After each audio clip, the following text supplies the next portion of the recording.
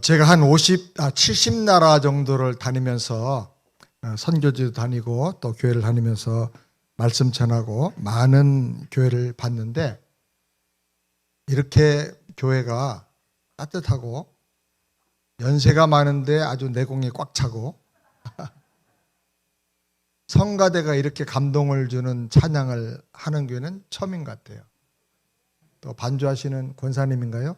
연세가 꽤 있으신 것 같은데 터치가 얼마나 강력한지요. 깜짝 놀랐어요. 은혜를 많이 받았습니다. 한번 따라서 합시다. 옆에 있는 분들 보고, 우리 교회 좋은 교회입니다. 천국 같은 교회입니다. 한 번 더 하겠습니다. 옆에 계셔서 참 은혜가 됩니다. 한 번 더 할까요? 그 말 들으니까 밥맛이 좋아집니다. 네. 여러분 가지고 계신 교재를 잠깐 펴주시겠습니다.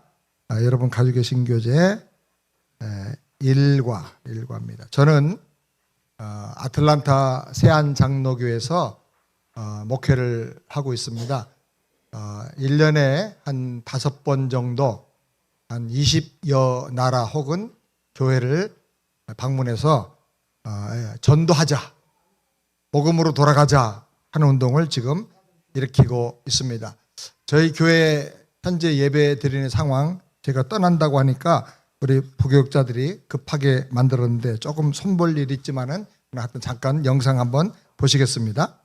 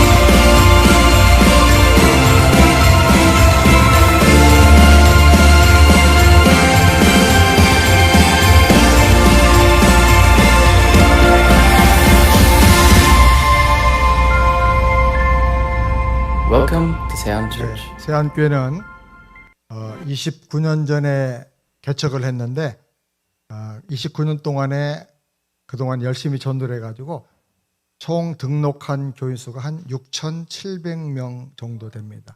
미국의 이민교회 한국 사람들이 많지 않은데 그렇게 하게 해주신 게 하나님의 은혜고, 그런데 젊은이들을 전도하다 보니까 저에게 평균 연령이 이전에는 35세였어요. 지금은 한 37세 정도가 됩니다. 젊은 청년들이 한 250명 이상 모이는 그런 교회입니다. 6,700명 중에 한 700명 정도는 한국의 각 대학교의 교수로 왔고요. 제자훈련 받고 다 이렇게 교수로들 와서 아마 웬만한 대학에는 다 세안교회 출신들이 있는 것 같아요. 그리고 3,500여 명 이상은 삼성을 비롯해서 대기업에 학위 받고 이렇게 취직들을 해서 왔습니다. 젊은이들을 전도하다 보니까 많이 또 공부 끝난 다음에 학위 받고 이동을 많이 합니다. 그런데 전도 열심히 하고 제자 훈련해서 저희는 파송하는 교회가 되겠다, 그렇게 작정을 했는데 그래도 지금 한 몇백 명 남아서 신앙생활을 하고 있습니다. 제가 약간의 알러지가 있는데 꽃이 옆에 있으니까 조금 더 근질근질한데 혹시 재치게 하더라도 여러분이 이해를 해주시기를 바랍니다. 제가 한국에서 16살 때 예수님을 만났습니다. 좀 놀다가 다리 흔들고 끔 씻고 몰려다니면서 싸움하고 하다가 예수님을 만나게 되었고요. 성령의 충만함 받고 한 5년 동안을 울면서 살았습니다. 그때 어떻게 하면 하나님 만날 수 있느냐, 처음 교회 가서 하나님만 만나면 인생이 변화되겠는데 하나님 계신 거 정말 꼭 필요한데 내가 믿을 수가 없다 물어봤어요. 그랬더니 대답해 준 사람이 없는 거예요. 한 100명 정도에게 물어본 것 같은데 성경 읽고 기도하십시오. 지금 생각해 보면 답은 맞는데 너무나 애매하고 막연한 대답이에요. 그런데 어떻게 하나님께서 은혜를 주시고 저를 만나 주셨습니다. 그리고 예수 영접하고 세례받은 지 1년 만에 신학을 가도록 하나님이 부르셔서 제가 그때 고등학교, 공업고등학교 토목과를 다니고 있었는데 이 강남 압구정동 그 일대가 다 백사장이었습니다. 그때 열심히 하나님이 안 부르셨으면 돈 많이 벌 수 있었는데, 왜냐하면 그때 2달 월급만 모으면 거기 강남에 철거민들의 한잣집을 하나씩 살 수 있었어요. 그때 우리가 거기 다 청량하고 다녔는데 한남대교 다 이렇게 청량을 했어요. 그때는 다리가 하나도 없었어요. 그런데 그때 호박 심어놓고 말뚝 박아놓으면 내 땅으로 경작 허가 나오고 불화받았던 때예요. 그런데 우리 선배님들 뭐 이런 분들은 다 그거 하러 다니는데 업무 끝난 다음에 집차 타고 다니면서 막 땅 사고 그러는데 그때 저는 하나님이 부르셔가지고 그게 안 보이는 거, 안 들려고. 그래서 신학을 하게 됐습니다. 신학교 들어가서 은혜가 너무 커서 받은 은혜가 많아서 대학교 1학년 때부터 전도사로 봉사하기 시작했습니다. 그래서 한국에서 전도사 때까지 합치면 23년을 사역을 했습니다. 개척도 하고 군대 가서도 또 교회도 세우고 이러면서 쫄병으로 그렇게 사역을 하다가 몇 가지 꼭 해결해야 될 기도 제목이 있었어요. 하나는 여기도 칼빈 교회인데 저희는 칼빈주의를 이제 공부를 했는데 종신, 합신 이렇게 졸업을 했는데 칼빈주의 목회를 어떻게 해야 되는 것인지 좀 꼭 알고 싶다. 이렇게 조용하고 냉랭한 게 칼빈주의인가? 아니면 어떻게 하는 건가? 또 하나는 왜 한국교회가 청년들이 자꾸 줄어들어가는가? 왜 젊은이들이 교회에서 점점 빠져가는가? 없어져 가는가? 사라져 가는가? 이거 문제를 급하게 해결해야 되겠다. 안 그러면 한국교회 절벽시대가 오겠다. 그 다음에 한국교회가 부흥기를 지나서 점점 이제 성장이 정체가 되고 전도를 안 하고 마이너스 성장으로 돌아서는데 이거 어떻게 이걸 해결할 것인가. 또 앞으로 우리가 큰 과제가 통일해야 되는데 유일한 방법은 복음 통일밖에 없다. 복음 선교 통일을 해야 되는데 이거 어떻게 해야 될 것인가. 몇 가지 과제가 생겨서 미국 가서 더 늦기 전에 1년이라도 공부하면서 이걸 좀 해답을 찾고 와야 되겠다. 그래서 갔습니다. 공부 끝나고 하나님께서 미국에서 개척을 하라. 목회를 해라. 그러면서 공부하라. 그래서 이제 박사 학위를 하면서 이제 아틀란타로 하나님 인도를 따라 개척을 하고 교회를 시작을 했습니다. 그렇게 하면서 이제 젊은이들을 전도하는 일에 대해서 하나님께서 깨달음을 주셨어요. 그래서 그걸 적용하니까 젊은이들이 막 몰려들기 시작해요. 저희 교회가 얼마나 젊은이들이 많은지 모릅니다. 그래가지고 그냥 젊은 생명 에너지 또 복음의 그 영생 에너지가 차고 넘쳐가지고요. 연세 드신 분들이 75세, 65세 이상 된 분이 한 70명 되는데도 다 젊은이들만 보이는 거예요. 그분들이 다 더 젊어지시는 거예요. 병이 들어가지고 깊어져가지고 1년밖에 안 남았다고 따뜻한 남쪽 지역으로 온다고 해서 아틀란타로 이사 오신 분들에 계서 시카고나 뉴욕이나 이런 데서 1년 정도만 계시다가 돌아가신다고 왔는데 안 돌아가셔. 15년 동안 안 돌아가셔. 그래서 저희 교회는요 장례식을 한 10번밖에 못했어요. 우리 교회 등록교인 장례식은 10번도 안 돼요. 다른 데서 오신 분들 장례식이. 그런데 결혼식은 125번 했어요. 우리 교사 다 짝을 만나가지고 저는 우리 교사 다 연애하라 그럽니다. 데이트해라. 짝 없어? 그럼 막 얘기합니다. 한 주간 동안 기도 제목을 줄 테니까 기도하고 짝 찾아. 그래서 말씀 듣고 같은 신앙 가진 사람들끼리 같은 하나님 나라 비전을 가진 사람끼리 결혼해라. 그래가지고 125쌍이 결혼했는데요. 한 쌍도 사고 난 가정이 없어요. 지금까지 아주 너무너무 잘 살아요. 제가 주례할 때 3명 이상 낳아야 주례해줘요. 약속을 해야. 3명 이상 낳기로 작정을 해야 돼. 주시는 건 하나님이 하시는 일이지만은 일단은 주시는 대로 낳겠다. 최소한 2-3명은 낳겠다. 그래 하여튼 아이들도 많이 낳고요. 얼마나 아이들 많이 낳는지 몰라요. 그래서 24일 날 성탄절 예배 때는 유아 세례를 그때 베푸는데 어떤 데 30명 넘게 유아 세례를 베풀어요. 바글바글 합니다. 근데 믿음대로 되는 거예요. 소원대로 되고요. 깨달음대로 되는 거예요. 요즘 건강한 목회를 하고 있는데 이민 목회가 만만치가 않습니다. 이민 미국 교회 갔다 오신 분들, 미국 생활 하다 오신 분들 아시겠지만 그래서 이제 이민 목회하는 중에 한 가지 중요한 의문이 생겼어요. 왜 사람들이 안 변화되는가? 그렇게 은혜 받았다 그러고 어떤 사람은 제가 강단에 서서 이렇게 서는데 제가 한 것도 아닌데 그냥 여기서 레이저 광선 같은 빛이 자기한테로 쫙 오더래요. 그거를 번쩍하고 보는 순간에 30년 동안 병원에 가도 의사가 병명을 찾아내질 못하고 진단이 안 되고 어느 약을 먹어도 고치지 못했던 어떤 불치병 같은 게 있었는데 그 순간에 나았다는 거예요. 나는 아무것도 한 것이 없어요. 그냥 하나님이 하셨겠죠. 그런 분들 은혜 받았다고 해가지고 옷 사주고 밥 사주고 이런 분들이 나중에 사고를 치는데요.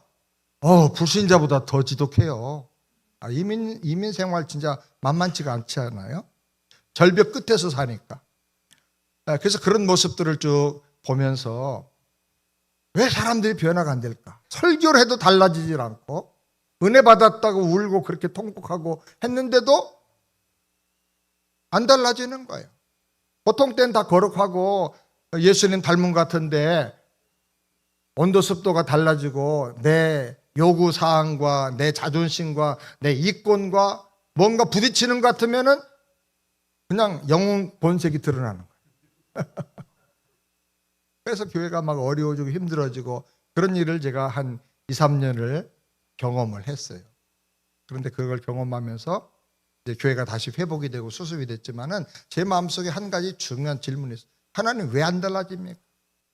저희 교회는 목하는 목사님 그 제자훈련 교재로 20몇 년째 제자훈련을 철저하게 시키는 교회입니다. 제자훈련 안 한 사람은 재직도 임명을 안 해요. 그럴 대로 철저하게 하는데 제자훈련 받았어도 안 달라지는 거예요. 그렇게 성경 공부하고 설교 열심히 듣고 은혜 받았다고 우는데 안 달라져. 제가 신학교 다닐 때 옥하는 목사님이 설교학 교수를 하셨는데 여러분 목사가 설교한다고 사람들 달라진다고 생각합니까? 안 달라집니다. 옥하는 목사는 그러더라고요. 그래서 제가 속으로 생각해요. 옥 목사님은 설교가 시원찮아서 그러시겠죠. 저는 안 그럴 겁니다. 그랬는데 그게 이제 뒤늦게 회개가 되고 공감이 되는 거예요. 안 달라지는 거예요. 조금 매너나 태도는 달라지는데 본질이 안 달라지는 거예요. 그래서 제가 교회가 잘 회복이 된 다음에 10년 동안을 기도했습니다. 하나님 왜 사람들이 예수 믿는다고 하면서 안 달라집니까? 거듭났다고 하면서도 안 달라지는 이유가 뭡니까 도대체? 어떻게 해야 사람이 변화될 수 있습니까? 성경 가리키는 게 목적이 아니고 사람이 구원받고 변화가 돼야 되는데 이게 안 달라지니까 어떡합니까? 답이 없어요. 10년 가까이 기도하다가 60살쯤 됐을 때 제가 커다란 진보다리를 하나님께 탁 던져버렸어요. 목회의 짐인데요. 제 마음속으로 기도하면서 막 다 던져버렸어요. 제가 못 해먹겠습니다. 이거 사람이 변화되고 달라져야 목회할 재미가 나고 보람이 있는데 이게 하나도 안 달라지니까 어떡합니까? 제 설교역 못하는 설교는 아니고요. 그냥 우리 지역에서는 한 5만 명 정도가 테이프 CD를 갖다가 듣고 막 타주에까지 가서 사람들이 날라서 듣고 막 이렇게 해요. 그런데도 안 달라지는 거예요. 근데 하나님께서 그 일 후에 응답을 주셨어요. 응답은 너무나 어처구니 없이 너무나 황당한 말씀으로 응답을 해 주셨어요. 기독교의 핵심은 변화되는 게 아니고 달라지는 게 아니다. 물과 성령으로 거듭나는 거다. 거듭나는 거다. 그거는 누구나 다 알았는데 제가 목회할 때 그걸 잊어버리고, 물과 성령으로 거듭나지 않으면 하나님 나라를 볼 수도 없느니라. 하나님의 나라 들어가기는 그냥 보이지도 않는 거야. 내가 너에게 이르는 말이 영이요 생명이니라. 살리는 것은 영이고 육은 무익하니라. 육체 중심의 목회도 할 수 있어요. 재밌게 하고 다양한 프로그램에서 할 수 있지만 그런 육의 목회는 무익하다는 거야. 아무리 사람을 수천 명 수만 명 모아놔도 무익하다. 생명이 없다 이거야. 살리는 것은 영이다. 영. 그 영이 뭐냐? 내가 너에게 이르는 말, 이 복음의 말씀이 너희를 살리고 너희를 영의 사람이 되게 해준다는, 엄청 충격을 받았습니다. 물론 전도 열심히 하고요 했는데, 또 설교할 때도 복음을 많이 설교했습니다. 그런데 제가 복음 전했지 않습니까? 설교했지 않습니까? 그러니까 그 다음에 하나님께서 감동으로 깨달음을 주시는데, 식물들은, 야채나 이런 것들은 씨를 그냥 뿌려. 한 번에 수천 개 수만 개도 뿌릴 수가 있다. 그런데 동물은 그러질 않아. 돼지나 개나 이런 동물들은 10마리 혹은 몇 마리, 10마리 좀 넘게 이렇게 새끼를 낳아서 길러. 그래서 젖이 길게 많이 써. 그런데 사람은, 만물의 영장인 사람, 하나님 형상대로 창조된 사람은 보통 하나 낳는 거예요. 그리고 특별한 경우는 둘, 셋 낳는 거예요. 그런데 영으로 사람이 거듭나는 것은 더 중요해. 육으로 낳는 것보다. 그래서 강단에서 그냥 많이 설교만 하고 알아서 듣고 거듭나세요. 그게 그렇게 하면 안 되고 1대1로 복음을 전해야 된다. 1대1로. 1대1로 아기를 가슴에 태중에 품고 1년 동안 품고 아이를 위해서 태교도 하고 기도하고, 그리고 또 나와서 1년 동안 2년 동안 양육을 하는 것처럼 그렇게 해야 된다는 거예요. 정말 많이 회개했어요. 물론 제가 그동안에 전도 열심히 한다고, 정말 우리 교회는 복음 중심의 교회거든요. 그렇게 했는데 그것이 그 주님의 응답과 조명 아래, 깨달음 아래서 아주 제가 그동안에 제대로 목회를 못했구나 하는 걸 깨닫게 됐어요. 얼마나 많이 울었는지 모르겠어요. 얼마나 많이 회개했는지. 그래서 이제 복음전도 하겠다고 해서 교재를 만들기 시작했습니다. 그런데 한국에 와서 집회를 하는데 가는 교회마다 본당에다가 현수막을 걸어놓은 거예요. 이렇게 세워놓은 거예요. 신천지 출입금지.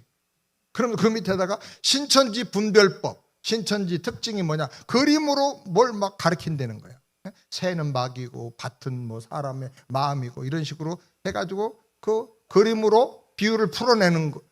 그거 다 맞는 말이 아닌데 그걸 보는 순간에 이놈 아들이 그림을 가지고 사람들을 이렇게 미혹하고 교회에서 못 들어본 얘기를 하면서 이단으로 끌고 가는구나. 똑똑하다.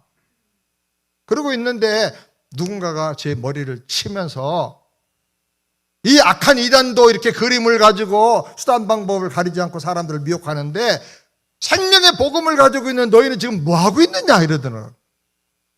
엄청 충격받았어. 소름이 끼치듯이.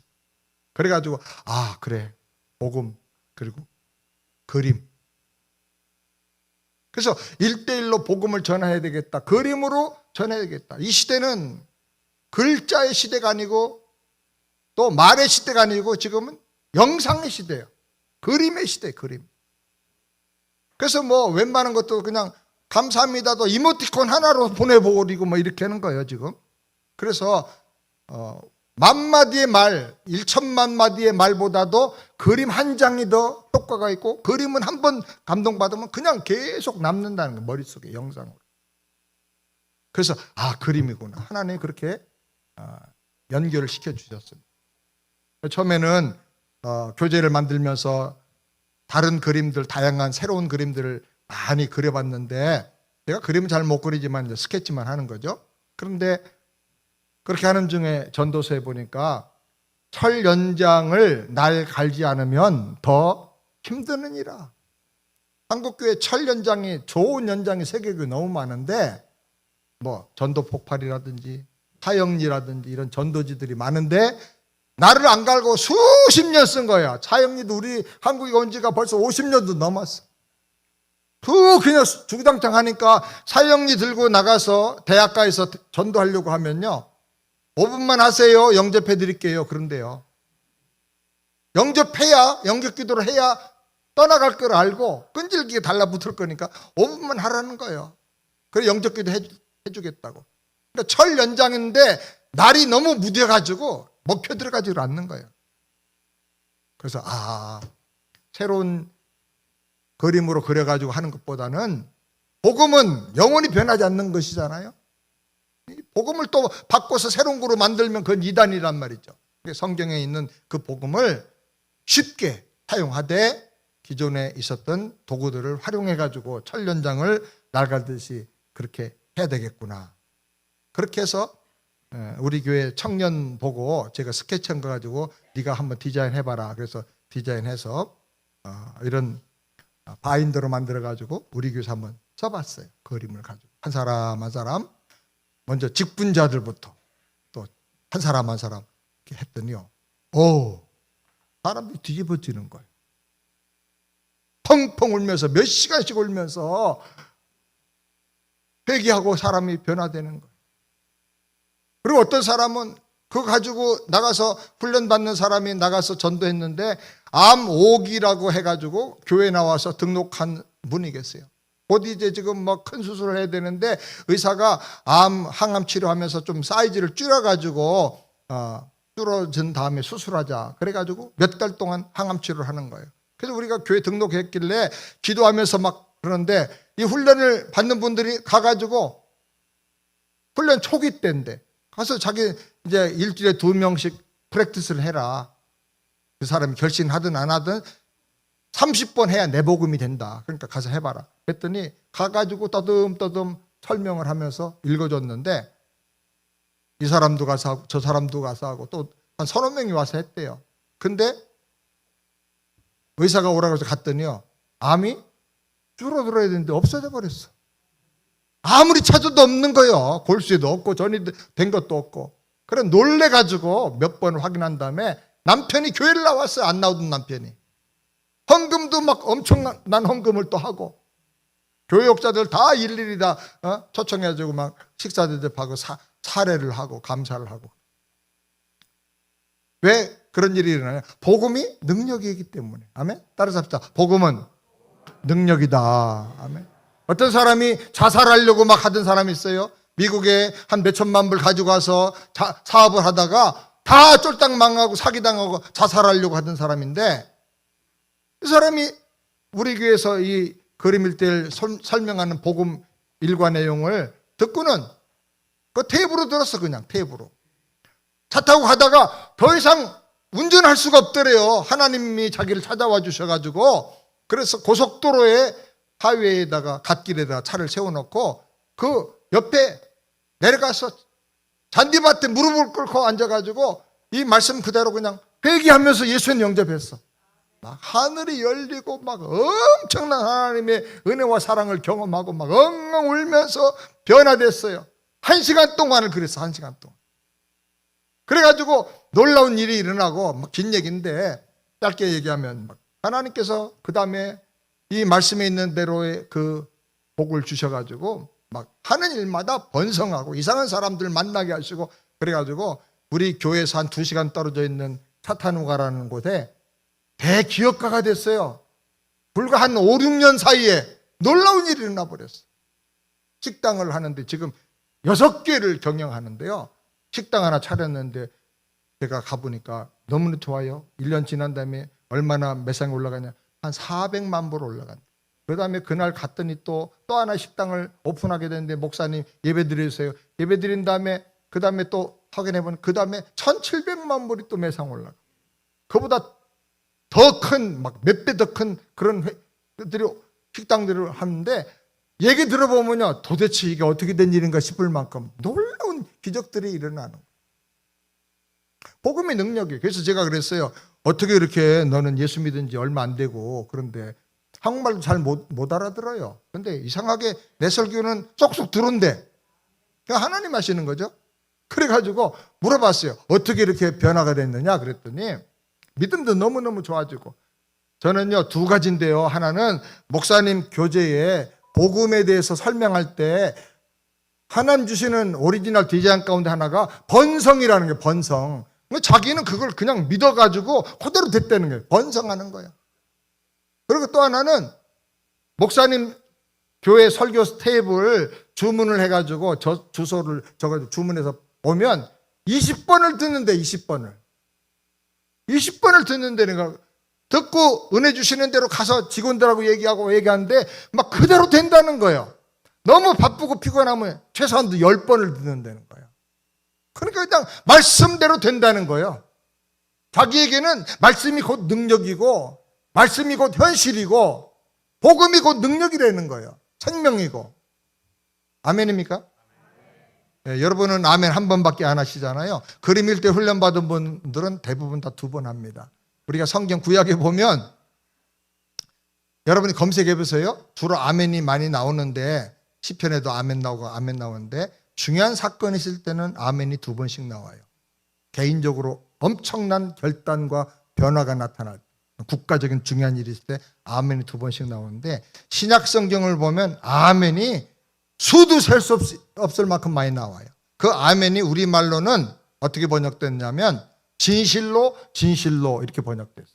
예수님 말씀할 때도 내가 진실로 진실로 너에게 이르노니 이러잖아요. 그게 다 원어로는 아멘 아멘이야. 왜 도대체 아멘을 한 번만 해도 되는데 2번이나 할까? 아무리 제가 주석서를 찾아봐도 없더라고요. 아멘이라는 말은 그 말이 사실입니다. 그 말을 믿습니다. 그 말씀 그대로 될 줄 믿습니다. 그런 뜻이잖아요. 그 아멘 한 번 하면 충분히 믿음이 고백이 되는데 왜 2번 했을까? 그래 제가 해석이 없길래 저 혼자 해석을 내렸어요. 우리 교수님도 계시다는데 맞는지 모르겠어요. 한 번의 해석은 주관적인 아멘이다. 주관적 믿음의 고백. 하나님 말씀은 진리입니다. 그 말씀은 실천력이고 성취력이 있어서 사실로 이루어질 것을 믿습니다. 라고 하는 객관적인 믿음의 고백이에요. 객관적으로 믿는 거예요. 그런데 또 한 번의 아멘은 주관적인 믿음의 고백이에요. 그 말씀이 성취되는데 나를 통해서 성취되고 나를 사용하셔서 이루어지고 나를 쓰셔서 하나님의 뜻이 이루어질 것을 믿습니다. 아멘입니까? 이게 주관적인 거예요. 그래서 우리 교회에서부터 이걸 가르쳤더니요. 우리 교회 성도들 중에는 일어나서 아멘 하는 사람들 아멘 하고 2번째는 일어나서 아멘해. 하나님의 역사가 이루어져도 내가 쓰여지길 원한다는 거예요. 내가 구경꾼 되기 원하지 않는다는 거예요. 여러분 믿습니까? 하나님의 은혜의 사역에 여러분이 쓰여지게 되기를 주님의 이름으로 축원합니다. 제가 그래서 이제 그림 1:1로 교재를 하나하나 만들게 됐습니다. 전도하는 교재부터 해가지고 만들어서 여러분 들어오실 때는 1과부터 3과까지 있는 얇은 거 발표했는데 요거는 이제 들고 다니면서 전도하라는 얘기입니다. 요거는 더 작게 만들어서 요거는 주머니에 넣고 포켓용으로 가지고 다니면서 전도합니다. 이걸 전해가지고 1과나 2과나 이렇게 3과나 이걸로 복음을 전하다가 이 사람이 마음을 열고 예수님 영접하면 그 다음에 스프링이 달려있는 교재가 있습니다. 이 스프링 달려있는 이 교재는 13과로 되어 있는데 다 그림으로 되어 있어요. 그림을 그 사람 앞에 펴놓고 나는 옆에는 그 해석이 달려있는 핵심 말씀과 내용이 있어요. 이걸 보면서 살 붙여서 읽어주면 돼요. 설명해주면 돼요. 기도하면서. 우리가 그동안에 전도하려고 할 때 외워사라고 하니까 이거 점점 나이 든 사람이 하려고 하니까 골 때려. 머리가 너무너무 아파. 그래가지고 훈련 받다가 다들 어려워서 그만두고 그러는데 이거는 그냥 외우지 마세요. 읽어주기만 하면 30분만 하면 내복음 돼요. 그때부터는 막 자유로워져 버려. 그 다음에 50분 하면요 감동이 나타나요. 상대방이 막 울어요. 내가 그냥 읽어주기만 했는데 막 울어요. 어떤 때는요 나도 같이 울어요. 어떤 때는 그 상대방이 나오는데 내가 울어. 그럼 결국은 그 사람이 또 울고 감동이 나타나요. 복음이 감동이야. 감격이에요. 그리고 100번 하면요 능력이 나타나요. 아까 얘기한 것처럼 막 암 환자가 낫고 별의별 일들이 일어나요. 진짜 복음은 능력이야. 로마서 1장에 믿는 자를 구원하시는 하나님의 능력이라. 이 복음은 하나님의 능력이다. 그래서 나는 부끄러워하지 않는다. 절대로 내가 쫄아서 복음 전할까 말까 망설이지 않고 누구에게든지 복음 전하고, 심지어 바울은 스스로 자기가 자원해가지고 죄수가 돼서 황제에게 상소를 한 거예요. 상소. 황제 앞에 가서 나 재판받겠다. 시민권자니까. 왜? 황제를 만나서 복음 전하려고 하는 거예요. 자기가 죄수 돼서 변호하면서 복음 전하겠다는 거예요. 자기 변명하면서. 그렇게 복음은 감격이고 능력이고 기쁨이에요. 그래서 로마가 변화된 거예요. 황제들이 변화가 되고.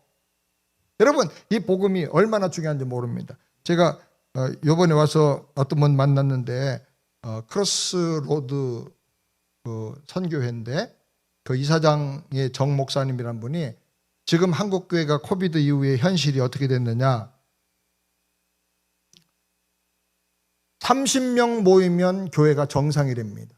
30명 모이는 것이 한국교회 지금 현재의 전체적인 평균으로 볼 때 그게 정상적인 교회가 됐고, 100명이 모이면 대형교회라고 그래요. 깜짝 놀랐어요, 제가. 이 아파트 단지나 교회가 큰 교회들은 전혀 그걸 느끼지 못하시겠지만 심각합니다, 지금. 그래서 전도 안 합니다. 큰 교회는 가만히 있어도 사람들이 오니까 전도 안 해요. 프로그램과 건물이 사람들을 불러 모은다고 생각하고 전도 안 해요. 그리고 작은 교회는 해도 안 되니까 낙심해가지고 포기하고 전도 안 해요. 심각합니다. 제가 선교지 70개 이상 나라 다녔는데 선교사님 전도 안 합니다. 1대1로 복음 전도해본 선교사가 100명 중에 한두 명도 안 돼요. 다 다른 거예요. 너무너무 심각합니다. 그래서 우리가 다시 한번 내 복음을 먼저 만들고, 그 다음에 이 복음을 전해서 세상을 변화시키는 일에 우리가 쓰여지게 되기를 바랍니다. 제가 와보니까 우리 칼빈교회는 성도님들이 아주 그냥 내공이 꽉 차 있는 시내들도 많으셔요. 중년 이상들.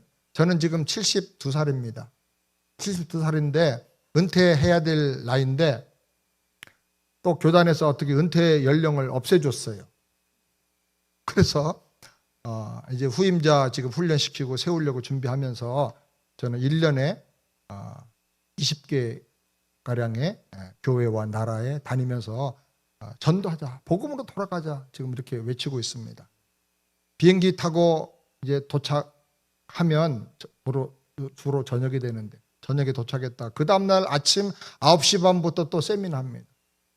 이번에도 3개 교회가 하기로 해서 3주간을 왔는데 피종진 목사님 목회하시던 그 교회도 그렇고 몇 교회를 여기 약속했는데 교회에 무슨 급한 일들이 생겨가지고 다음으로 미루다 보니까 여러분을 만나게 됐어요. 여러분은 제가 볼 때 특별한 분들이세요.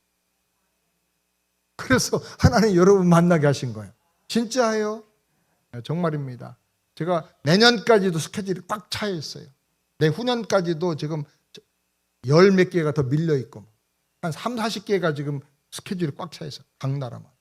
그런데 하나님께서 바쁜 중에 여러분 만나게 하셨어요. 무슨 뜻이 있다고 저는 믿습니다.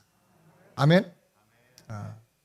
요번에 바쁘신 스케줄이 없으면 오후 예배에 이제 1과 제가 오늘 1부와 2부 때는 1과 내용을 여러분에게 말씀드리고 오후 예배 때는 2과 3과를 한데 죽여줍니다. 2과는 진짜 평생 처음 듣는다는 얘기도 하는 사람이 있어요. 이게 복음이냐고. 진짜 저는 그래서 잃어버린 복음의 반쪽을 회복하자. 2과가 그런 내용. 너무너무 중요합니다. 그리고 다음 월요일부터 내일부터는 저 과천의 소망교에서 세미나 하는데 목사님도 오시기를 원한다고 말씀을 들었는데 오셔서 어떻게 하든 간에 남은 생에 복음 전도하면서 살다 가게 되길 바랍니다. 여러분이 돈이 많아가지고 빌딩 한 10개쯤 몇 천만 불 헌금을 해도요, 한 영혼을 구원하는 것보다는 못합니다. 하나, 천하보다 귀한 영혼이기 때문에. 남은 생에 가다가 살다가 주님 앞에 갈까? 저는 그냥 복음 전하다가 가자. 복음 전하면서 살다 가자. 이게 제일 수지 맞는 인생이고 행복한 인생이고 가치 있는 인생이다. 아멘? 복음 전하기로 작정하는 순간에 저희 집사람은요, 1년에 몇 번씩 쓰러지고 그러다가 일어나고 그러거든요. 완전히 숨도 멎어가지고. 그런데 복음 전하는 몇 년 동안은 한 번도 안 쓰러져요.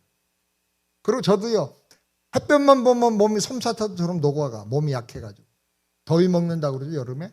근데 복음 전하며 다니면서요, 그 전날 저녁에 도착했는데 열 몇 시간 타고 오지 않습니까? 아프리카 가려면은 아틀란타에서 20시간 이상을 타고 가야 됩니다. 그 비행기 타고 가가지고 시차도 적응이 안 됐는데 그 다음날 아침 9시 반부터 세미나 합니다. 그리고 며칠 한 다음에 또 그 다음 옆에 나라로 가고. 그런데 어디서 그런 체력이 나온지 몰라요. 하나님이 주시는 거예요. 복음 남은 생에 정한하면서 살게 되기를 우리 주님의 이름으로 축원합니다. 자, 우리 바쁜데 일과 잠깐 핵심적으로 말씀을 여러분과 함께 나누겠습니다.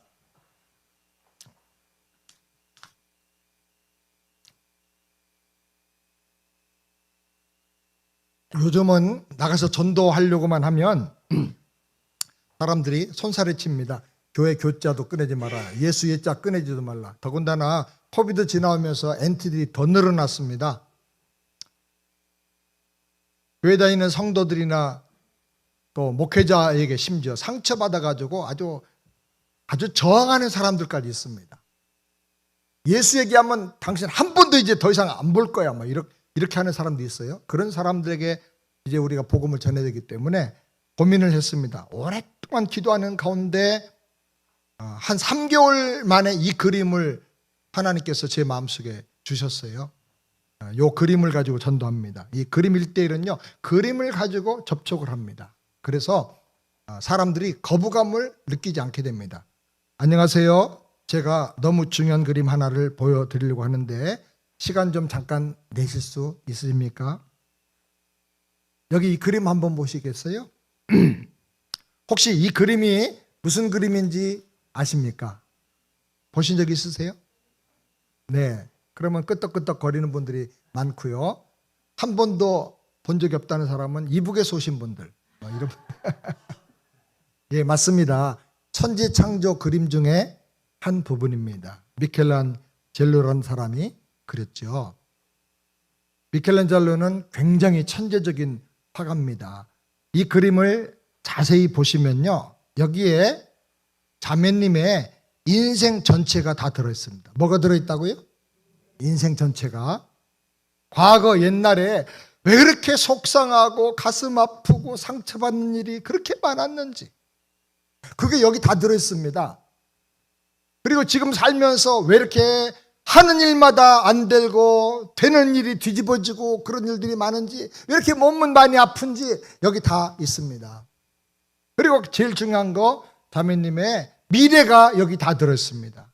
앞으로 미래가 어마어마한 저주와 고통 속에서 절벽에 떨어지는 같은 그런 인생을 살게 될지, 아니면 놀라운 복을 받으면서 기쁨과 감사가 넘치는 인생을 살게 될지, 그것이 여기 다 들어있습니다. 복음 전도의 접촉점을요, 뭘로 접촉하냐면 그림으로 접촉하고 자매님의 인생이 여기 들어있습니다 라는 말로 접촉합니다. 사람들이 하나님에 대해서 관심이 없고 교회에 대해서 관심이 없고 예수님에 대해서 저항감이 있는 사람도 자기 인생이 얼마나 소중한 거는 다 알아요. 내가 어떻게 살면 더 행복할까? 모든 사람이 다 그거 생각합니다. 그래서 인생이 들었습니다 라는 말 하면요, 팔짱 끼고 앉아가지고 저항하는 자세로 다리 꼬고 앉아가지고 NT로 교회 교자도 꺼내지 말라고 하던 사람이요, 고개를 쑥 빼고 와서 다가 본답니다. 우리 전도 훈련한 분들이 다 해보신 분들이 그래요. 그러다가 나중에 그 NT가 예수님 영접하고 변화되는 거예요. 이게 교회 다니는 이유냐고, 이래서 교회 다니는 거냐고 그렇게 물어본답니다. 그래서 여기 그림으로 접촉을 하는 거 굉장히 중요합니다. 이 그림을 잘 보시면요, 세상을 창조하시고 우리 인생을 축복하신 하나님의 오리지널 디자인이 여기 다 들어있습니다. 성경에는 하나님의 형상과 모양을 따라 우리를 지었다 그랬는데, 그거를 좀 현대적인 용어로 하나님의 오리지널 디자인 이런 말로 바꿨습니다.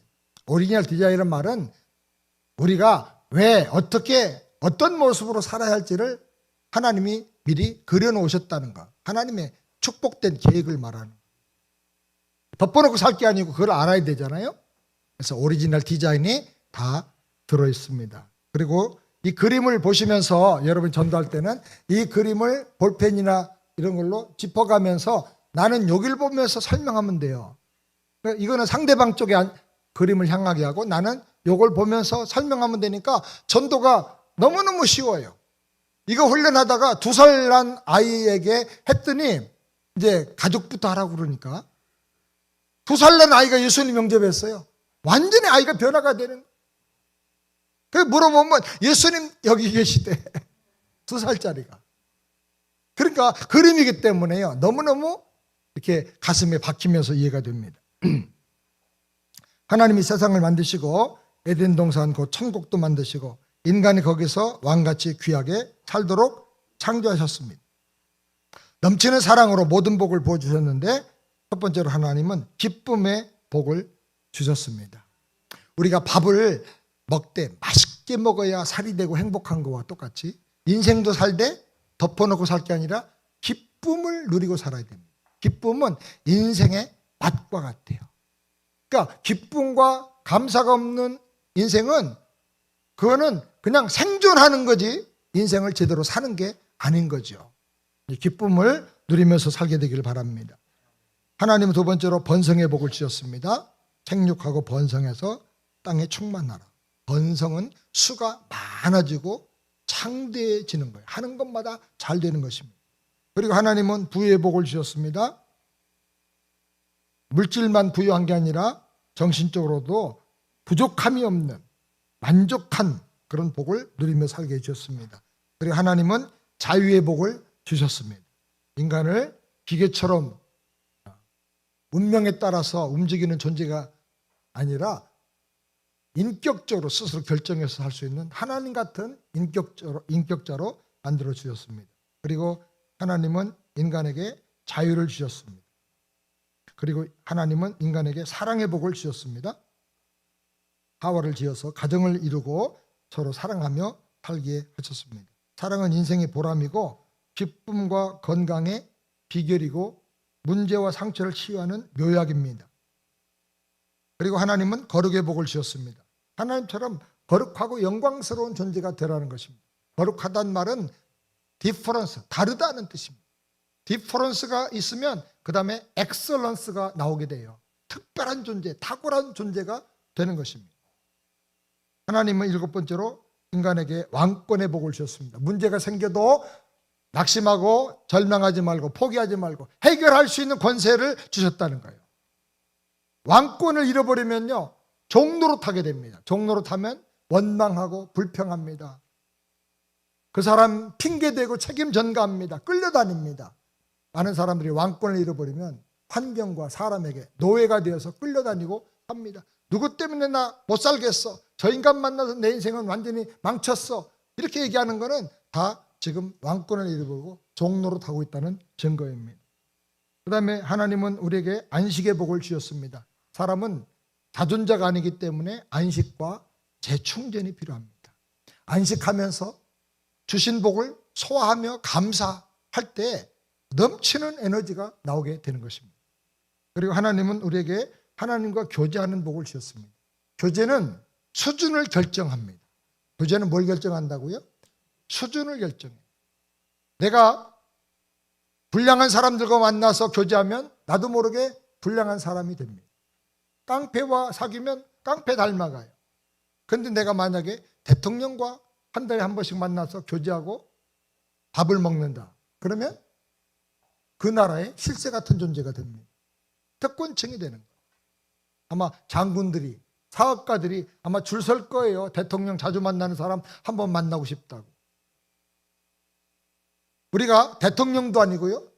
온 우주를 창조하신 창조주 하나님, 만왕의 왕이신 하나님을 복대하면서 만납니다. 그게 하나님 우리에게 지어주신 복입니다. 문제가 있으면 하나님과 만나서 물으면서 해답을 얻게 되고 하나님의 지혜와 계획과 비밀을 거기서 우리가 듣게 되는 것이죠. 특권층이 되는 것입니다. 그 다음에 하나님 인간에게 영생의 복을 주셨습니다. 영생이라고 하는 것은 영원히 안 죽고 오래 길게 사는 게 아닙니다. 생명의 길이가 영생이 아니고 생명의 길이만이 아니고 생명의 수준과 차원과 권세와 영광을 말하는 것입니다. 하나님 같은 생명으로 그렇게 영원히 하나님과 함께 사는 것입니다. 우리 사람에게 가장 필요한 것 10가지를 대표적으로 성경에 근거해서 우리가 함께 생각해 봤습니다. 이 모든 복이 주어진 상태를 다른 말로 하면 천국이다 라고 말합니다. 따라서 합시다. 이것이 천국이다. 많은 사람들은요, 죽은 다음에 천국 가는 거로 생각합니다. 일부 예배 때는 제가 질문했는데 여러분에게는 질문을 한번 해볼까요? 내가 지금 죽으면 영생을 얻고 천국 갈 걸 확실히 믿는 사람 한번 손들어 보시겠어요? 일부는 전원 다 드셨는데 2부 때는 좀 신중하게 드시네요. 드시는 분들 축하드리는데 한 가지 제가 질문하겠습니다. 죽어야 영생 얻고 죽은 다음에 천국 가는 겁니까? 기독교 복음이 그건가요? 그건 성경이 가르치는 복음이 아닙니다. 대충 살다가 부산까지 가는 자동차 기차표 끊어놓고 대합실에서 껌 씹고 졸고 그러고 있다가 시간 되면 딱 타고 천국 가는 거, 그거 아닙니다. 기독교 복음은 그게 아니고 이 땅에 살면서부터 영생을 누리는 겁니다. 아멘. 요한복음 5장 24절에 내 말을 듣고 또 나 보내신 이를 믿는 자는 영생을 얻었고, 그때부터 회개하고 예수님 영접하는 그 순간부터 영생을 얻었고, 이 땅에 사는 삶은 영생을 얻고 누리는 삶이에요. 아멘입니까? 그래서 와보라, 예수 믿으면 이렇게 인생이 달라진다 얘기할 수 있어야 되는 거예요. 죽은 다음에 가는 거 아니에요. 죽은 다음에 가는 복음을 전하면요, 요즘 안 먹혀 들어갑니다. 요즘 청년들은 3포 시대, 5포 시대, 9포 시대라고 그러잖아요. 미래가 안 보이니까 결혼도 포기했어요. 아이들 낳는 것도 포기했어. 집 가지는 거 포기했어. 다 포기하고 살아요, 미래를. 근데 죽은 다음에 천국 가는 거, 그게 먹혀 들어갑니까? 마음에 와닿지 않는 거예요. 어느 세월에 그걸 기다리겠느냐는 거죠. 결혼까지 포기하고 사는데, 집 가지는 것도 포기했는데, 그러니까 지금 누리는 천국, 이것이 성경적인 복음인데 이걸 전해줘야 되는 거예요. 근데 많은 교인들이요, 구원의 확신이 있다 그럽니다. 그런데 죽은 다음에 다 천국 가고 죽은 다음에 영생 얻는 걸로 생각하는 거예요. 그러니까 교회가 힘이 없는 거예요. 세상이 와서 볼 만한 게 없는 거예요. 와보라 할 게 없는 거예요, 메시지가. 여러분, 천국을 누리시길 바랍니다. 영생을 누리시기 바랍니다. 영생을 누린다 할 때, 영생 얻습니다 그럴 때 영생이 뭡니까 하고 물어보면 대답을 못해요. 안 죽고 오래 사는 거. 지긋지긋하고 병들고 속상한 저 인간하고 이제 더 이상 보기 싫어, 죽고 싶은데 안 죽어. 그러면 그게요, 안 죽는 게 복이 아니라 저주가 돼요. 독이 돼요, 독. 영생이라고 하는 거는 생명의 길이가 아니에요. 생명의 수준과 상태와 영광이란 말이에요. 영광. 너무너무 감격이 넘치고 기쁨이 넘치는 거. 그래서 영생이 뭐냐 하면, 내가 누린 영생은 최소한도 앞에 얘기했던 하나님의 오리지널 디자인 10가지 그 정도라도 누려야 돼. 그거를. 여러분, 그 영생을 누리기를 바랍니다. 항상 기쁘고 감사하고, 왕권을 가지고 문제가 생기면 원망하고 불평하지 말고 걱정하지 말고 두려워하지 말고 하나님 주신 왕권을 가지고 다스리는 거예요. 말씀을 믿고 주장하고 기도하고 맡기고 최선을 다하고, 그러면 해결되고 다스려지는 거예요. 하나님께서 하시는 거예요. 아멘. 그런 역사가 나타나게 되기를 바랍니다. 아멘, 아멘. 자, 지금 당신은 이렇게 살고 계십니까? 그림이기 때문에. 혹시 이 중에 제일 마음에 걸리는 거, 아픔이 되는 거가 뭔지 손가락 한번 짚어보시겠습니까? 이 그림이기 때문에 손가락으로 짚어볼 수가 있어요. 말로 하면 시냇물 흘러가듯이 그냥 떠나가서 전에 했던 말이 기억이 안 나요. 그런데 이건 그림이니까 짚어보게 합니다. 혹시 지금 이렇게 살고 계십니까? 만약에 지금 이렇게 살고 계시지 않는다면 그거는 절대로 정상이 아닙니다. 반드시 하나님의 오리지널 디자인을 회복하고 사셔야 됩니다. 다른 말로 말하면 영생을 누리면서 살아야 됩니다. 다른 말로 말하면 천국을 누리면서 사셔야 됩니다. 그 다음에 두 번째로 B번 보겠습니다. 하나님 이렇게 놀라운 복을 주셨는데 사람이 시험에 빠져서 범죄함으로 생명의 하나님과 분리되고 단절되었습니다. 성경을 보면 뱀으로 상징된 사탄이 인간을 시험했습니다. 1번 시험입니다. 문제 발단은 시험입니다. 시험이 왔는데 하나님은 인간에게 사탄의 시험과 모든 걸 물리치고 해결할 수 있는 권세를 주셨습니다. 그게 뭡니까? 왕권입니다. 그런데 그 왕권을 가지고 사탄을 물리치지 않고 사탄의 말에 순종을 했습니다. 그리고 죄를 범함으로 사탄의 종이 되고 죄악의 종이 된 것입니다. 죄가 뭐냐? 1번은 시험이고 2번은 죄입니다. 죄가 뭐냐? A번 죄는 불신과 의심입니다. 하나님을 믿지 않는 거예요. 하나님 말씀이 정말 그럴까? 아니야. 거부한 거예요. 그리고 B번 불신하니까 그 다음에 거역하고 불순종하게 된 것입니다. 그래서 하나님 말씀에 순종한 대신에 마귀 말에 순종하고 따라가게 된 것입니다. 죄는 좋은 인격적인 관계를 끊어놓는 특성을 가지고 있습니다. 아이들이 뭔가 잘못하면 엄마 아빠 얼굴 안 보고 피해 다니죠. 주로 언제 제일 그렇습니까? 학교 갔다 왔어요. 그러고 보는데 애가 없어졌어.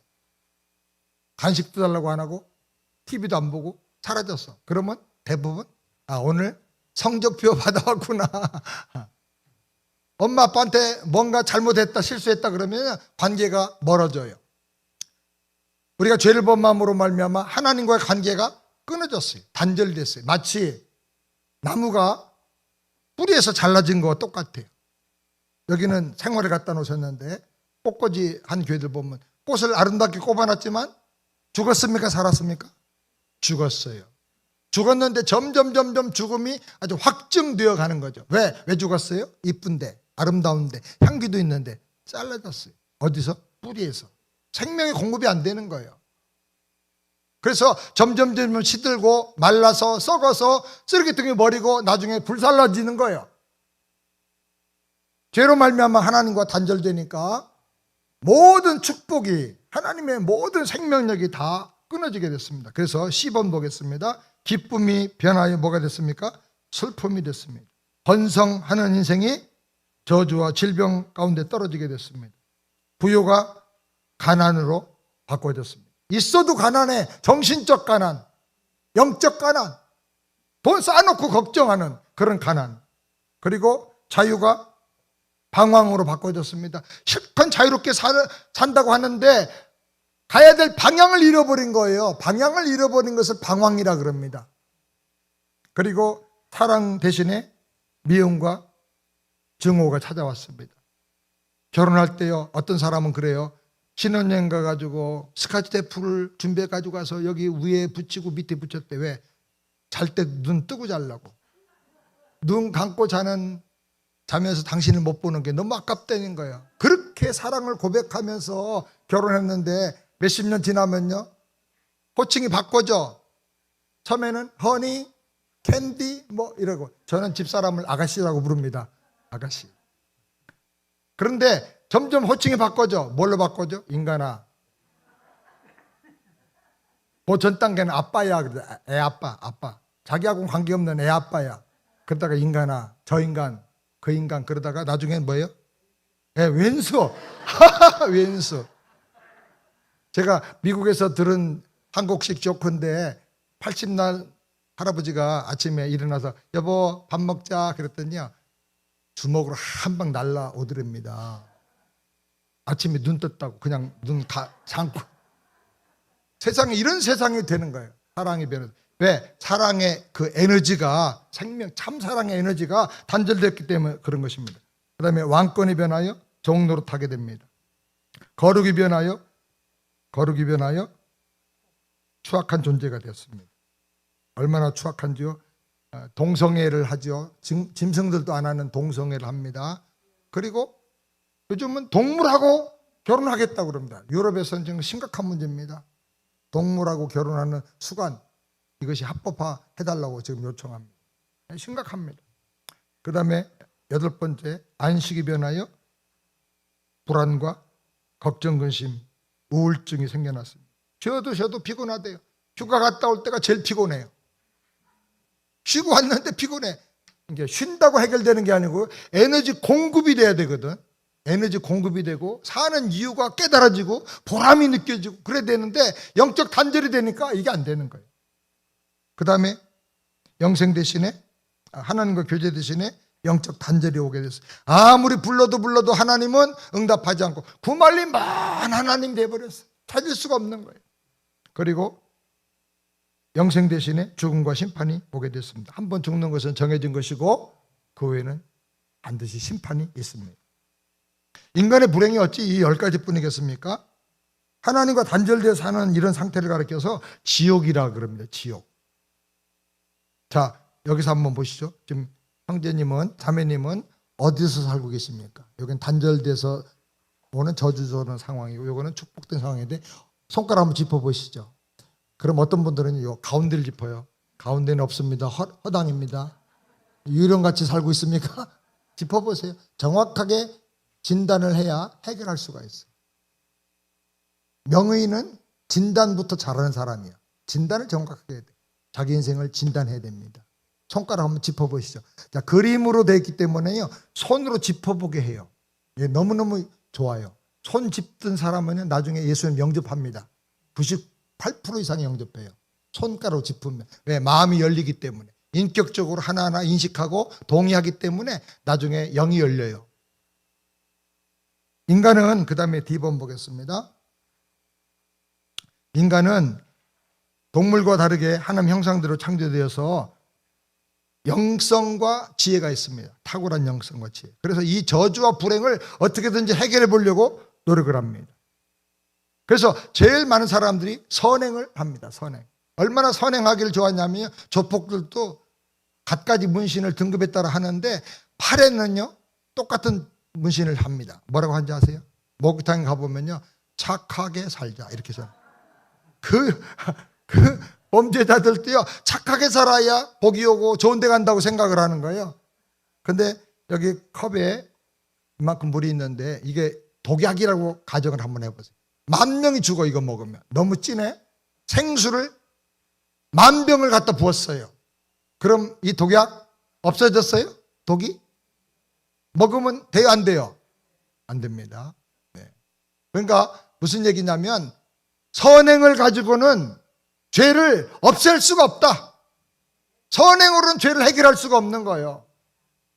선은 선이고 죄는 죄예요.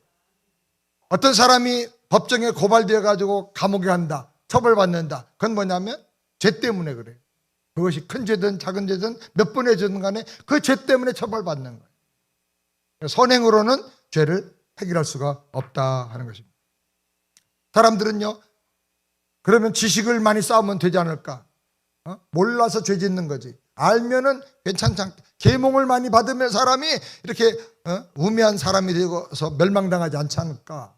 근데 여러분 세상에 있는 모든 책을 다 갖다 읽어도요 인생이 뭔지, 내가 누군지, 내가 어디로 가는지, 죽은 다음에 어떤 일이 있는지 알 수가 없어요.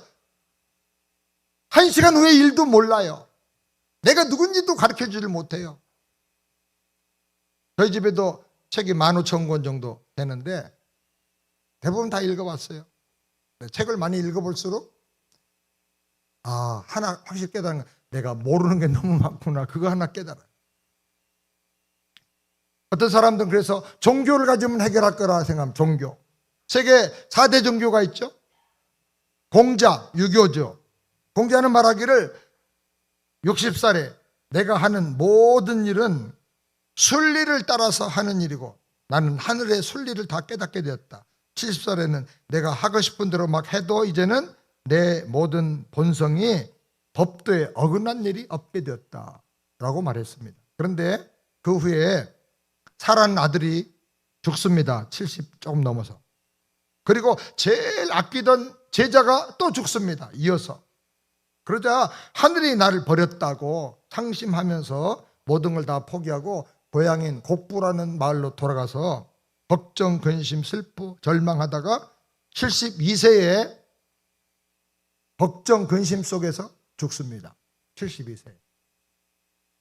석가모니는 왕자 영광을 다 버리고 입산수도에서 고행 금식하면서 단식하면서 도를 닦죠. 그러다가 하나 깨달았습니다. 이렇게 나는 며칠씩 금식하고 고행하면서 도를 닦는데 만약에 해서 내가 생로병사의 문제를 해결할 수 있는 길을 찾았다 하면 나는 찾지만 이렇게 살 수 없는 사람들은 어떻게 찾겠는가. 그러니까 먹고 자고 보통 사람과 똑같이 하면서 이 길을 찾아야 되겠다. 그걸 깨달았어요. 그래서 고행을 풀고 이제 음식을 먹기 시작합니다. 석가모니가 음식 먹는다는 걸 알고 동네에서 이제 불러다가 초청에다가 잔치도 하고 대접도 하는데 춘다라고 하는 사람이 석가모니를 초청해서 고기도 굽고 해가지고 맛있는 음식을 준비해 줬습니다. 아주 오래간만에 만족하게 먹고 돌아왔는데 체했습니다. 식중독에 걸렸습니다. 토사광난 급체하면서 며칠씩을 설사를 합니다. 그러다가 결국은 죽습니다. 그러니까 석가모니가 생각하니까 얼마나 쪽팔립니까? 예?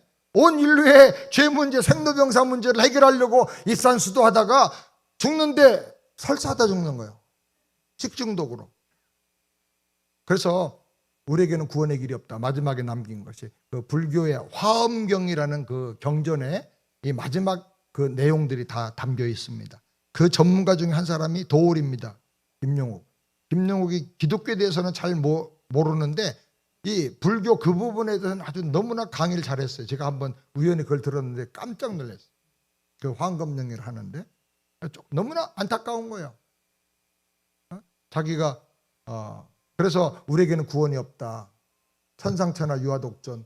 내 인생에 대해서 깨닫고 사는 것이 우리가 해야 될 일이다. 열심히 정진해서 깨닫고 살아. 그래서 불교는 구원을 찾는 종교가 아니고 깨닫는 종교, 마음의 심신의 수양을 해서 깨닫는 종교예요. 그래서 불교는 종교가 아니고 어떻게 보면 철학입니다. 그 다음에 마음에서는 결혼을 12번 했습니다.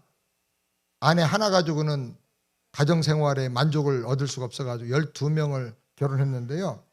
어떤 경우에는 6살 난 아이하고도 결혼했습니다. 지금으로 말하면 그냥 아동 성폭행이죠. 근데 이 마흐멧이 50살에 나는 하나님 보낸 메시아고 구원자다. 나는 죽지 않는다. 죽어도 다시 살아난다. 독약을 먹어도 나는 안 죽는다라고 선포하기 시작합니다. 근데 그걸 진짜 믿은 사람이 있었어요. 어떤 여자분이 그걸 확실히 믿고 내가 이거 사람들이 안 믿는데 이걸 내가 증명해 보이겠다. 그래가지고 모하멧에 이제 음식을 자기가 준비해서 줄 때마다 독약을 조금씩 섞어요. 이거 먹어도 안 죽으니까 한 10년쯤 먹인 다음에 안 죽는 거를 자기가 증거하겠다는 거예요. 근데 그걸 먹는 순간부터 시름 아파가지고 눕고 이러다가 62살에 독약을 먹고 병에 걸려서 죽게 됩니다. 그 무덤이 메디나에 있어요. 그러니까 무슬림 교도들은 1년 평생 한 번은 최소한도 그 모하멧이 죽은 메디나를 순례하는 게 구원의 조건 중에 하나예요. 세상에 죽은 사람을 구원자라고 믿는 거죠. 이 세상에 종교는 우리 근본적인 문제를 해결할 수가 없습니다. 여러분 동의하십니까? 네. 그 다음에는 사람들이 물질이 많으면 인간의 문제가 해결될 거라 생각합니다. 저는 목사이기 때문에 돈 많은 분들 또 사업가들도 만날 때가 있습니다. 이번에 한국에 왔는데 이상하게도 공교롭게도 저 강원도 지역에 아주 재벌급 2사람을 만나고요. 3사람을 만났고 또 이쪽에서 서울에서도 아주 엄청나게 기업이 성공한 분들을 만났어요. 근데 그분들이 동시에 하는 말이 뭐냐면 돈은 쌓아놓으면 불행해. 이게 죽기 전에 빨리 나눠주고 가야 돼. 어떻게 나눠줘야 될지 그게 중요하다고 이러더라고요. 그래서 돈 나눠주기만 하면 인생의 문제가 해결되는 게 아닙니다. 돈이 근본적으로 내 인생에 그 생명을 보장해주고 행복을 주는 것이 못 된다는 걸 깨닫고 돈을 가지고 사람 영혼 살리는 일을 하십시오. 이제 그렇게 제가 만나는 분들에게 말씀을 했는데요. 제가 보니까 여기도 엄청난 재벌급의 돈을 가진 분들이 몇 분 계시는 것 같아요. 그러죠? 돈 많다고 그런 생각합니다. 재벌들이 자살하고 그런 이유들을 여러분이 잘 알기 바랍니다. 그 다음에 사람들은요, 그러면 마음껏 쾌락을 느끼고 내가 하고 싶은 거 다 하면 되지 않겠느냐. 한국이나 외국이나 똑같은데요. 한국에도 유명한 노래 있죠. 노세 젊은 노세 늙어지면 못 놀아. 근데 미국에도 가니까 영어로 비슷한 노래가 있어요. 조금 내용은 다르지만 캔세라세라. 네 하고 싶은 대로 다 해. 근데 하고 싶은 대로 다 하면요, 쾌락을 즐기면 뭐가 되냐면 중독자가 됩니다. 대부분 쾌락을 추구하는 사람마다 중독자가 돼요. 알코올 중독자, 그 다음에 마약 중독자, 도박 중독자, 섹스 중독자. 어떤 사람들은 좋은 차 타가지고 그냥 폭주 중독자, 스피드 중독자 등등의 중독자가 됩니다. 중독자는 그 말로가 뭐냐면 그때 결론이 폐인이 됩니다. 폐인. 도박 중독자는 얼마나 폐인이냐면요, 손목을 잘라도 여기다가 스카치 테이프 붙여가지고 이렇게 하고 이걸로 도박을 한다고. 인생에 답이 없습니다. 해결이 안 됩니다. 그래서 물에 빠져 죽어가는 인간이 스스로 빠져나올 수가 없어요. 수영법을 던져줘도 잃고 헤엄쳐 나올 수가 없고, 밧줄을 던져줘도 잡고 나올 힘이 없는 거예요. 그래서 마지막에 물에 빠져 죽어가는 사람, 더 이상 시간이 지체되면 완전히 희망이 없는 사람을 위해서 직접 물로 뛰어 들어오신 분이 계세요. 내가 죽어도 너는 살리겠다. 너는 내 생명보다 더 귀해. 그래서 뛰어 들어온 분이 계세요. 그분이 누구예요? 그분이 예수님입니다. 예수님 땅에 오셔가지고 자기에 대해서 설명하셨는데, 내가 곧 길이요 진리요 생명이다. 길이란 말은 뭐냐? 하나님 아버지께로 다시 돌아가는 길, 죄 때문에 단절된 그 관계가 다시 회복되어서 돌아가는 길. 진리다. 진리가 뭐냐? 복잡하게 설명하기가 어려운데 쉽게 말하면 해답이다. 모든 인생 문제에 대한 해답이다. 예수님이 해답이야. 저도 옛날에 좀 엉뚱한 삶을 살고 노는 삶을 살았어요. 싸움하고 다니고 정신없이 살다가. 그랬는데 예수님 만나니까 딱 길이 보이고 해답이 보이는 거예요. 예수님이 해답이에요. 아멘. 모든 문제에 대한 해답이에요. 예수님은. 그리고 생명이다. 잃어버린 영원한 생명. 이 땅에서부터 누리는 천국 생명. 예수 생명. 아멘. 예수님께서 하신 위대한 일 중에 가장 중요한 일이 십자가에서 죽으신 것입니다. 십자가에서 죽으실 때 그 십자가 내용을 가장 확실하게 대언해주는 말씀을 하셨는데, 그 중에 하나가 뭐냐면 다 이뤘다. 다 이뤘다는 말은 헬란 말로 테텔레스타인데 이게 경제적인 용어입니다. 지불 완료, 계산 종료, 계산 끝냈단 말이에요. paid off. 모든 계산을 다 끝내준 거예요. 무슨 계산 끝냈느냐? 내 죄값 계산 끝냈다. 내가 당할 저주와 심판 값을 다 끝냈다. 예수님이 우리에게 필요한 그 구원을 완전히 예수님이 완성하신 거예요. 이제 온 인류를 위한 구원이 완성됐는데, 중요한 것은 이것을 각자 내가 내 것으로 받아 누려야 됩니다. 어떻게 받을 수 있습니까? 오직 믿음으로. 오직 믿음으로 받는 것입니다. 그러면 어떻게 믿는 겁니까? 불교도처럼 새벽에 일어나서 목욕제기하고 염불을 하고 막 이렇게 하면서 적극 정성을 들여야 됩니까? 믿는 게 뭡니까? 거기 믿음, 거기 보면 요한복음 1장 12절 다 같이 한번 읽어보실까요? 믿음이 뭔지 다 같이 시작. 영접하는 자 곧 그 이름을 믿는 자에게는 하나님의 자녀가 되는 권세를 주셨어요. 곧이란 말이 들어가면 앞에 있는 말과 뒤에 있는 말이 같다는 뜻이에요. 앞에 있는 말을 뒤에 있는 말이 설명해 줍니다. 서로가. 믿음이 뭐냐? 그 이름을 믿는 자, 믿는 게 뭐냐면 앞에 곧 뭐예요? 앞에 보면 영접하는 거예요. 영접하는 게 믿음이에요. 믿음이 뭐냐? 기독교의 믿음은 첫 번째로 그 믿음은 영접하는 거예요. 하나님이 나를 위해서 이루어주신 그 구원을 받아들이는 거예요. 영접하는 거예요. 어떻게 영접하느냐? 4번에 그 계시록 3장 20절 두 번째 구절 한번 읽어보실까요? 다 같이 시작. 볼지어다 내가 문 밖에 서서 들으노니 누구든지 내 음성을 듣고 문을 열면 내가 그에게로 들어가 그로 더불어 먹고 그는 나와 더불어 먹으리라. 볼지어다란 말이 나오면요 굉장히 엄청나게 중요한 말씀이 지금 그 다음에 나온다는 얘기입니다. 내가 진실로 나는 누구죠? 예수님입니다. 내가 문 밖에서 두드리니 문 무슨 문일까요? 현관문, 예, 내 마음의 문, 내 인생의 문을 열면 문을 두드리노니 누구든지 내 음성을 듣고 예수님 음성을 들어야 되는데 그 음성이 구원의 음성인데 지금 제가 간단하게 설명해 드린 것이 바로 그 음성의 핵심이에요. 듣고 여러분 들으셨죠? 듣고 문을 열면 무슨 문? 마음의 문을 열면 인격의 문을 열면 내가 예수님이 그에게로 들어가 그와 더불어 먹고 그는 나와 더불어 먹으리라. 더불어 먹는 걸 뭐라고 그러죠? 함께 먹는 거를 식구, 가족, 생명 공동체, 한 가족이 되는 거예요. 예수님이 들어가겠다 그러고 그 다음에 아무리 봐도 나가겠다는 말을 안 하셨어요. 들어가서 영원히 먹고 예수님의 그 축복을 내가 누리고 예수님의 생명을 내가 누리고 예수님 권세를 내가 누리고 사는 거예요. 그래서 이렇게 되면 예수님 영접하면요 우리 교회에서 12가지 구원의 선포를 하게 하는데 12가지 다 할 수가 없으니까 한번 해봅시다. 예수 생명 내 생명. 예수님이 내 안에 들어오셨어요. 그 예수님의 생명이 이제 내 생명 되는 거예요. 예수 구원 내 구원, 예수 능력 내 능력, 예수 승리 내 승리, 예수 권세 내 권세. 예수님 내 안에 계셔서 예수님의 생명이 내 생명 되는 거예요. 영접함으로 말미암아 이런 놀라운 축복을 누리고 살게 되는 것입니다. 자, 이제 성도님은, 자매님은 어디서 살길 원하십니까? 손가락 한번 짚어보시겠습니까? 둘 중에 하나 짚어보시죠. 네, 여기서 살길 원하신다고요? 그러면 여기서 살려면 어떻게 되죠? 예수님을 믿어야 됩니다. 오직 한 가지, 예수님을 믿어야 돼요. 믿는 게 뭐 하는 거예요? 영접하는 겁니다. 네.